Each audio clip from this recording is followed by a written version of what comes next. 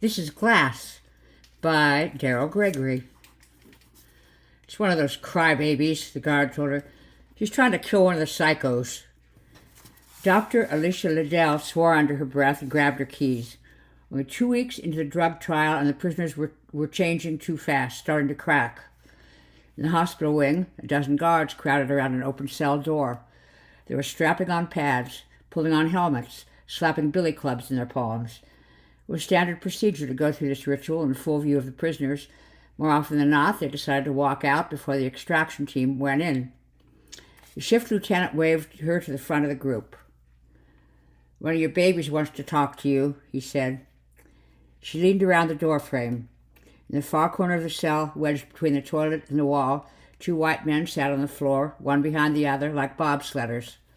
Lyle Carpenter crouched behind, his thin arms around Franz Ludwig's broad chest. Lyle was pale and sweating. In one hand he gripped a screwdriver, the sharpened tip trembling just under Franz's walrus-fat chin. Franz's eyes were open, but he looked bored, almost sleepy. The front of his orange jumpsuit was stained dark. Both men saw her. Franz smiled and, without moving, somehow suggested a shrug.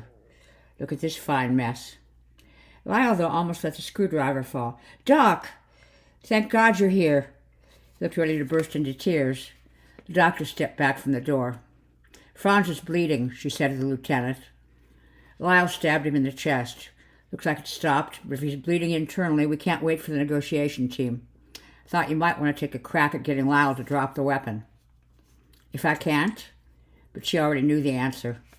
"I'll give you 3 minutes," he said.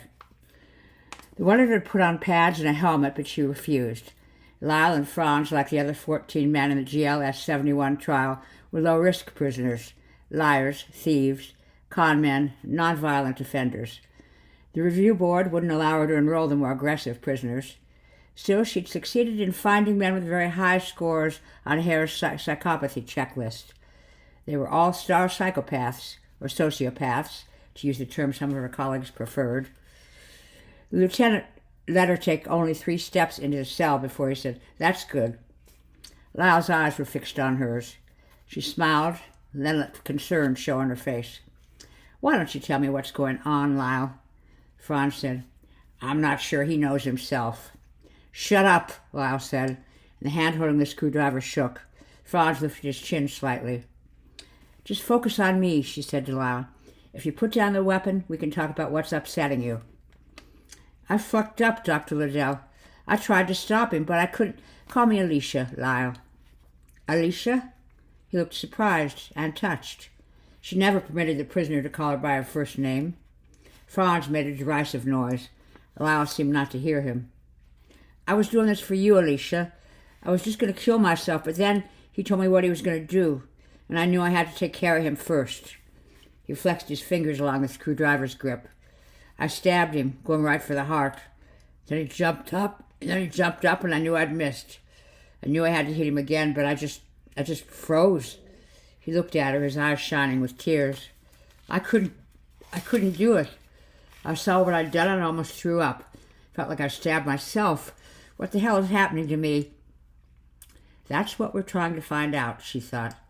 GLS 71 was an accidental treatment, failed post-stroke drug that was intended to speed speech recovery.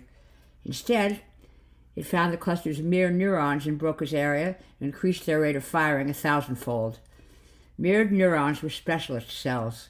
See someone slapped, and the neurons associated with the face lit up in synchrony. See someone kicked, the brain reacted as if its own body were under attack. Merely imagining an act or remembering it was enough to start a cascade of hormonal and physical responses. Mirror neurons were the first cogs to turn in the complex system of attachment, longing, and remorse. They were the tripwires of empathy. Except for people like her all-stars. In psychopaths, the mirrors were dark. "I know you must be confused," she said. "GLS is making you feel things you've never felt before." "I even feel sorry for this piece of shit, even though I knew what he was going to do to you. What he still wants to do." He nodded toward the bed. "This morning he showed me where he was keeping the knife. He told me exactly how he was going to rape you. He told me the things he was going to force you to do." Dr. Liddell looked at Franz. The man wasn't smiling. Not quite. You could have called a guard, Lyle. You could have just warned me. See, that's the thing. I wanted to hurt him. I thought about what he was going to do to you, and I felt... Love, Franz said. The screwdriver's tip jerked. A thin, dark line appeared along Franz's neck like the stroke of a pen. You don't know what love is, Lyle shouted. He hasn't changed at all, Alicia. Why isn't it working on him? Because, Franz said, his tone condescending and professorial despite the cut and the wavering blade in his throat. I'm in the control group, Lyle. I didn't receive GLS. We all got the drug, Lyle said. Then, didn't we? Franz rolled his eyes. Could you please explain to him about placebos, Alicia? She decided then that she'd like to stab Franz herself. He was correct. He was in the control group. The trial was supposed to be a double-blind, randomized study with numbered dosages supplied by the pharmaceutical company. But within days, she knew which 8 men were receiving the real dose. Guards and prisoners alike could sort them as easily as if they were wearing gang colors, the psychos and the crybabies. He's playing you, Lyle, she told him, pushing your buttons. That's what people like Franz do. You think I don't know that? I invented that shit. I used to be fucking bulletproof. No one got to me. No one fucked with me. Now it's like everybody can see right through me. The lieutenant cleared his throat. Dr. Liddell glanced back. The mass of helmeted men behind him creaked and flexed, a machine ready to be launched. Franz hadn't missed the exchange. You're running out of time, Lyle, he said. In a second now they're going to come in here and crack you like an egg. Then they're going to take you off to solitary, where you won't be seeing your girlfriend anymore. What? Lyle asked. You don't think they're going to let you stay in the program after this, do you? Lyle looked at her, eyes wide. Is that true? Does that mean you'll stop giving me GLS? They're going to stop giving it to all of you, she thought. After Lyle's breakdown, the whole nationwide trial would be canceled.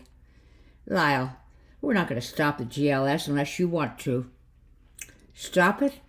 I never want to be the guy I was before. Nobody felt real to me. Everybody was like a cartoon, and nothing on the other side of the TV screen. I could do whatever I wanted with them, and it didn't bother me. I was like him. Franz started to say something, and Lyle pressed the screwdriver blade into his neck. The 2 men winced in unison. You don't know what he's like, Lyle said. He's not just some banker who ripped off a couple hundred people. He's a killer. What?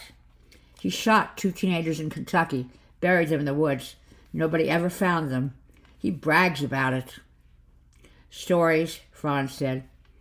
Dr. Liddell stepped closer and knelt down next to Franz's outstretched legs. Lyle, I swear to you, we'll keep you on GLS. She held out a hand. Give the weapon to me, Lyle. I know you were trying to protect me, but you don't have to be a murderer. You don't have to throw away everything you've gained. Oh, please, Franz said. Lyle squeezed shut his eyes as if blinded. I give you my word, she said, placed her hand over his. We won't let the old you come back. After a long moment, she felt his grip relax. She slowly pulled the screwdriver from his fist. Shouts went up behind her, and then she was shoved aside. The extraction team swarmed over the 2 men. 3 days later, she came down to solitary. She brought 4 guards as escort. You know, you're good, Franz said.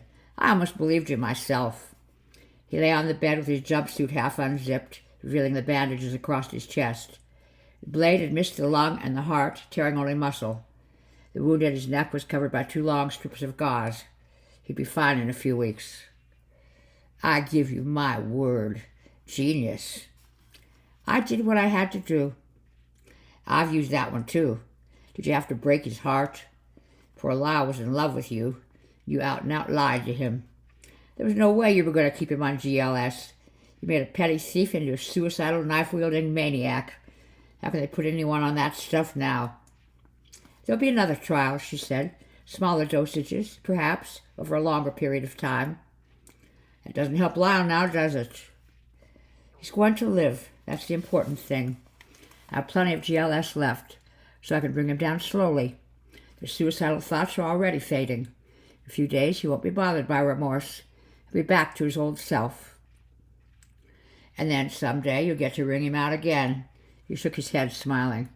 You know, there's a certain coldness about you, Doctor. Has anyone ever told you that? Maybe you should try some GLS yourself. Tell me about Kentucky, she said. Kentucky? Franz shrugged, smiled. That was just some bullshit to get Lyle worked up. She frowned. I was hoping you want to talk about it. Get it off your chest. She turned to one of the guards and he handed her the nylon bag from her office. Well, we can talk again in a few days. He blinked and then he understood. You can't do that. I'll call my lawyer. I don't think you'll want a lawyer any time soon. She unzipped the bag and lifted out the plastic-sealed vial.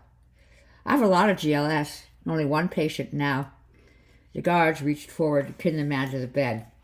She popped the needle through the top of the vial and drew back the plunger, the syringe filled with clear, gleaming liquid. One thing I'm sure of, she said, half to herself. In a few days, Franz, you'll thank me for this.